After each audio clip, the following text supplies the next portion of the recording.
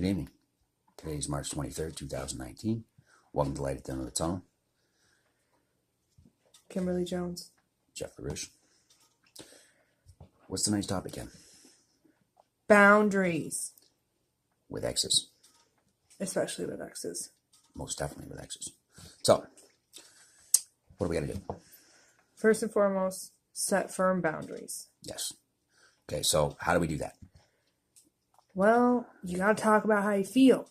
Right. You definitely got to communicate. Communicate. You're going to tell them that you're not going to do certain things? Right. What are you going to allow? What are you not going to allow? Usually stems because you have some self-worth. Right. That's where it starts. So, when you set these boundaries and these barriers, then what do you do? Well, you don't go backwards. You got to stick to the boundary. I'm not good at that. You're not good at that? No. I'm excellent at that. Exes are exes. For a reason, he says. For a reason, exactly. For a reason. I know. So, if you go on you go back at the boundaries, what happens? You give them... Well, then you give them the power. The power to do what? To do whatever they want to you. It's kind of like manipulate you, control you. Yeah. Bring you down. Then bring you back up, bring you back down. Yeah, and then it really messes with your head, how you feel about yourself and your self-esteem. And it just creates this whole cycle, and then you just wind up giving up and letting them do whatever because it's just easier. Right. And sometimes your exes will bring you down so far that you start believing what they're saying. Your self-worth goes out the door. And when you start believing everything that they have to say, your actions and your livelihood, change. And sometimes it changes for the worse. Yeah, a lot of times you lose friends, you lose family, people that you care about, because you feel so embarrassed and ashamed that you can't stick to how you feel, and you know that what this person is doing is wrong to you, and then your family, it just creates this whole cycle of losing friends, losing family.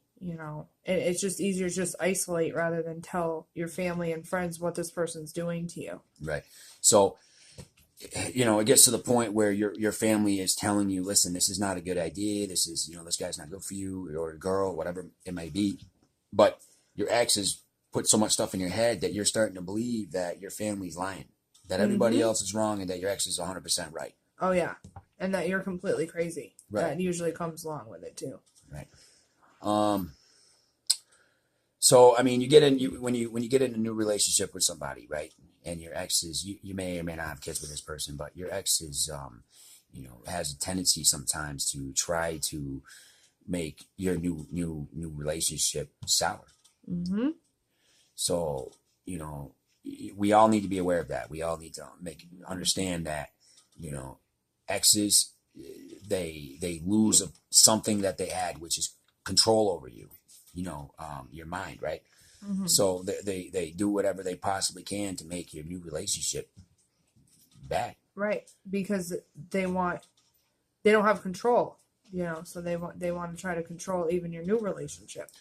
So how do we set up a barrier or boundary for that? What do we do? Sometimes you got to do what you got to do. I've had to get restraining orders. Not go where they're going to be, if that's possible. Family courts, like that's what those things are in place for. Resource centers, because you may not have all the answers, you may not know everything that you need to know, or you may have questions. What about cell phones, for instance? Oh, I'm a big fan of the block button. Right. I like the block button. I've heard that numerous times. You can block them every which way possible. Social media, block the text messages, block the phone calls. Even on email, I found out recently that you can have email sent straight to your spam folder, so you never see the email, because some exes go that far. Right. Yeah, phone is an extremely dangerous situation. That's another way for an ex to control you and to squash your boundary that you put up.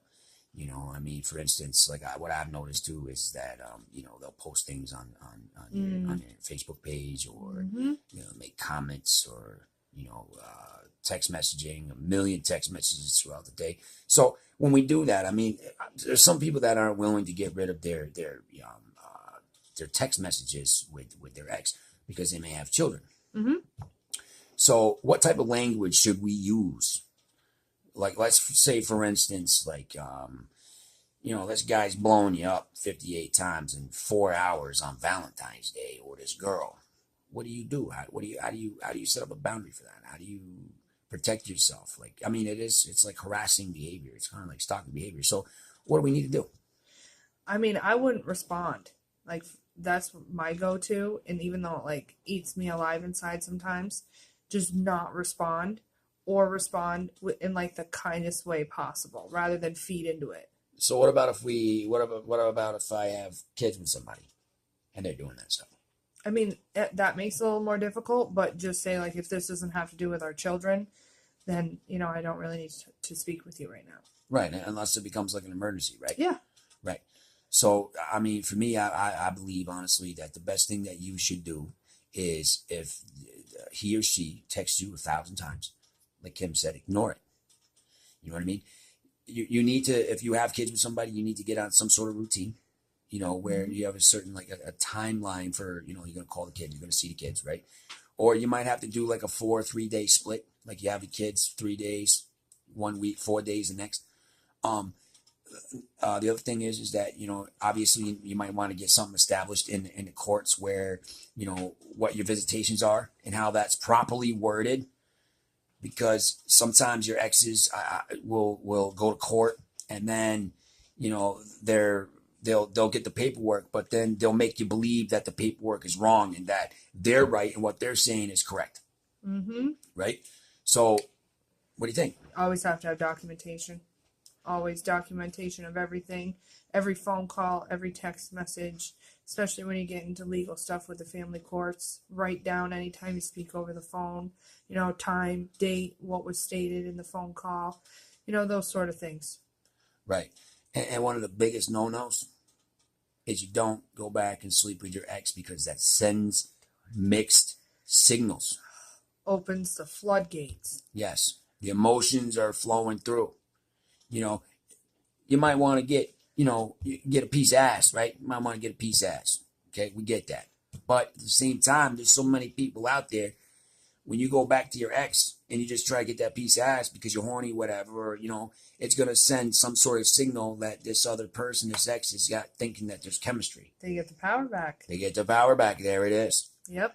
It's all a power game. The only way for you to move on from your ex is to move on.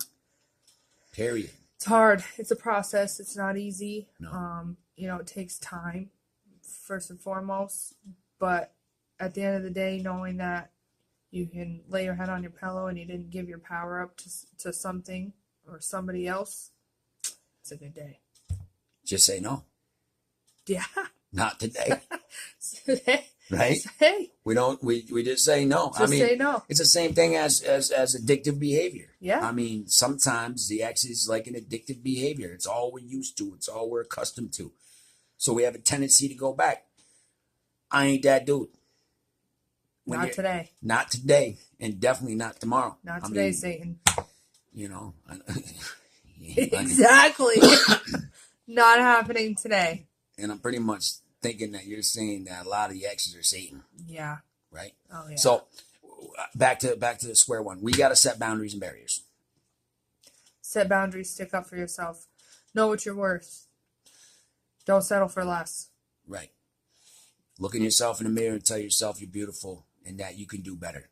It's always about when you're in an ex, it goes sour.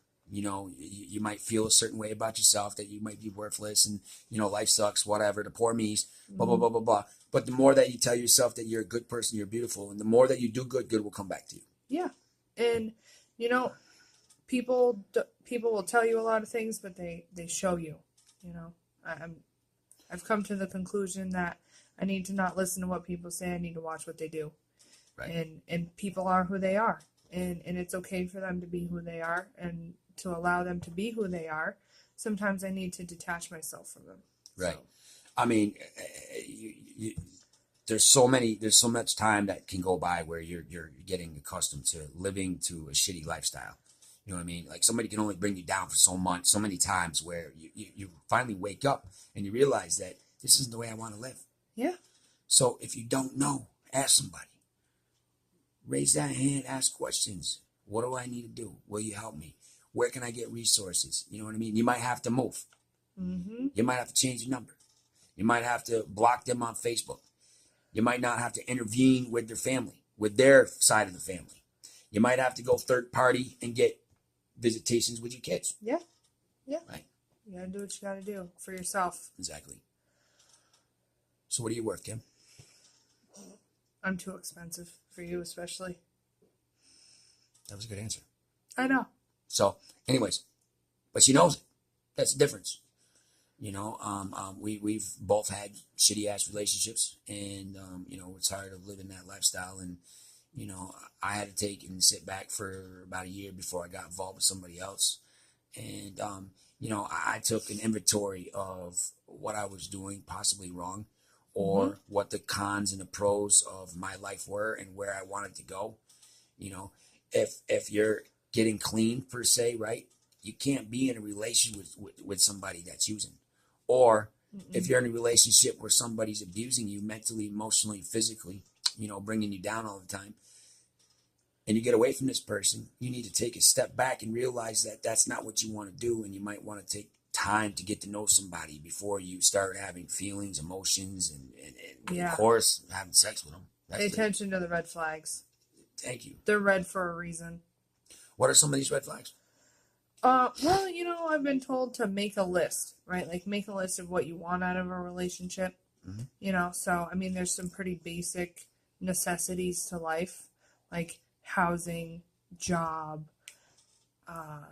maybe that they have a driver's license and a vehicle. Like depends on, you know, what it is that you're looking for in a person. But then there's like personal qualities, right? Like they're not lying, you're not catching them in you know, these triangles, or you know, whatever the situation might be. And so now, like, for instance, if I start talking to somebody and one of the first things on my list is he needs to have a job, and he doesn't have a job, then I probably shouldn't be speaking to him, because at that point, I'm lowering my self-worth. Right. See, and then the cycle starts. Now, what about if somebody makes you smile? Is that a good thing? Of course that's a good thing. You know, what about if somebody is willing to take the time to communicate about their problems? Communication is huge. How much self-worth do they have? Right.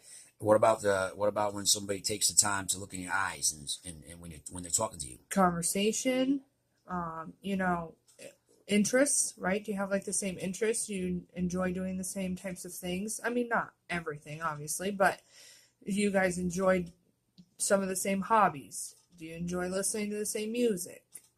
You know, and a lot of it does stem from like conversation and maybe some background type stuff. Do you come from the same place? You can relate to one another. Like those things are very important in who the person is personality wise as well. Mm-hmm. So, I mean, and that basically, you know, you can get all these fine qualities from another person as long as you're willing to set up boundaries to your exes. Exactly. Because a lot of times when you are doing better and you're starting to become more successful, your exes will see that and they'll either text you or get a hold of you, or they'll do something to try to reel you right back into their BS, right? Yep. But that's where your boundaries come in. Yeah, and you learn. Like I've learned along the way with with exes and in relationships, like what my boundaries need to be for the next one. You know, so not only do I have to set firm boundaries with the ex, but I also need to set firm boundaries in the relationship that I want to engage in to move on. Right. It's all about boundaries. It's definitely all about boundaries. Life is all about boundaries. Yeah, I mean, what are you willing to do? I mean, what are you willing to sacrifice? Yep. You know, what are you willing to achieve? You know, we talked about it earlier. Trying and doing are two separate things. Well, I can make up all the excuses I want about trying. I'm going to try to do this, but really trying isn't friggin' doing. No. You know, just because you do something and it may not work the way that you want it to, there might be a life lesson there. So if you continue to do something and you might, take a couple step backwards to achieve one step forward, you've accomplished something, Right. right? Right. There's only success and failure. Right. And that's beautiful. I mean, honestly, yeah, to find the right person to be with, you guys have to be on the same level, and it has to be in a mutual agreement on all grounds. You know what I mean? To accomplish your ultimate goal by finding somebody that you will cherish and love for your rest of your life. I mean, how many people out there love to be abused by another person? Oh yeah, sign me up. Sign you right up. Here, I got the checklist right here. Anybody Here, want to let me put see their that. names down? Write your name right down. Right there. Anybody else? I'm tired Please. of signing on that fucking I'm dotted tired. line. I'm tired of signing on that too. That's crazy. Done. Done. So, you make a line in the snow. One side's yours, one Can we side's say his. sand? I'm tired of the snow. Absolutely. We can say mud if you want, Yeah, well, it is Vermont. So Mud season. where I'm going with this is your line. Okay? This is your side. That's theirs. It's permanent. It's permanent. Make that in pavement. Pave Right, that fucker. right. This is what I'm not gonna do. This is me. This is my new life. This is how I'm gonna act and react to the dumb shit that you're doing. Mm-hmm. Because I'm tired of it. And if you don't like what I'm doing, then don't watch. Don't listen. Don't talk to me. That's right. But if you have kids, make sure that you're there for your kids. And stop worrying about what I'm doing, right? It doesn't matter what I'm doing.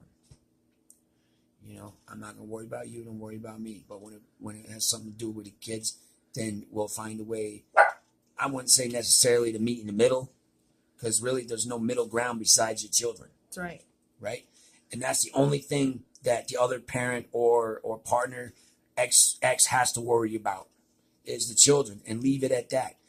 But you also need to be able to establish a boundary and know where to take that, right? Because sometimes the other partner is way too controlling, and you might, like I said, you might have to go third party. Yeah.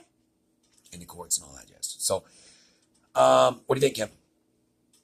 I think I've got some pretty solid boundaries in my life today. It hurts. It hurts to set the boundary and have But does it? It Does does it because sometimes you lose people when you set boundaries like that, and it sucks to watch people go, but at the same time it feels good because I know I stuck to my boundary.